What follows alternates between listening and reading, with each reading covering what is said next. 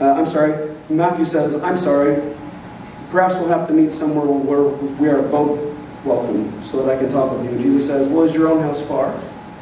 And Matthew says, not very. Why? Christ says, I would like to have supper with you this evening.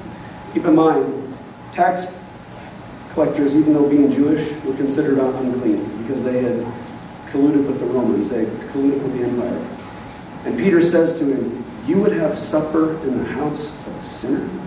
And Jesus says this one line, I will enter into any house where I am welcome. Where I am welcome. Our story is one of a people that are hospitable. We all, in our churches, often have an icon of the Holy Trinity, is what it's called. You know, we can't depict the Holy Trinity because we don't depict God the Father. Because no one has seen the Father at any time except through the Son. We have this icon called the Hospitality of Abraham, and it shows three angels, and Abraham and Sarah attending to these three mysterious angels that showed up. But we come from a hospitable people, and what Jesus came to remind the Jews of, because they needed reminding badly, is that he would enter into any house where he is welcome. I would encourage you, as you resist and restore, as you think about when you go back home, how you are going to do those things, how you are going to resist the temptations that come, how you are going to resist the radio static, how you're going to not react, to not resent, to keep that inner stillness, and above all, how you are going to restore the broken foundations and the broken houses and cause the paths between them to rest.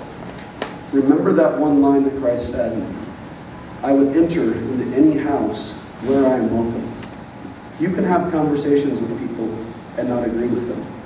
You can treat people kindly and love them as your brother or sister and have a disagreement about the way that they live and the way that you live.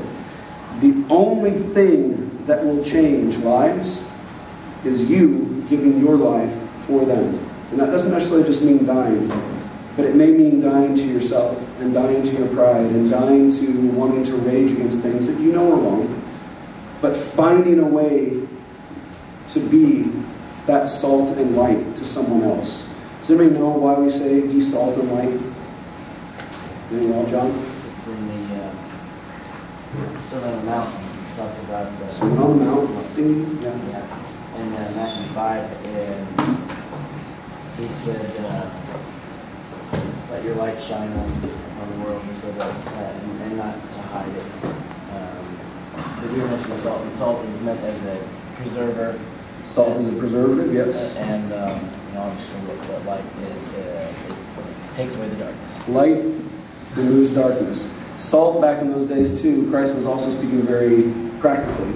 Salt was extremely expensive. It was not under the table like we have now, and often Roman soldiers were paid in salt. So if you hear the saying, he's not worth his salt, that's where that comes from. The soldiers were paid in salt often instead of gold because it was more precious. So when Christ tells us to be salt and be light, he's saying, go out there and be valuable, season, preserve, and bring light into a dark place. So resist and restore. In the name of the Father, and of the Son, and of the Holy Spirit. Amen.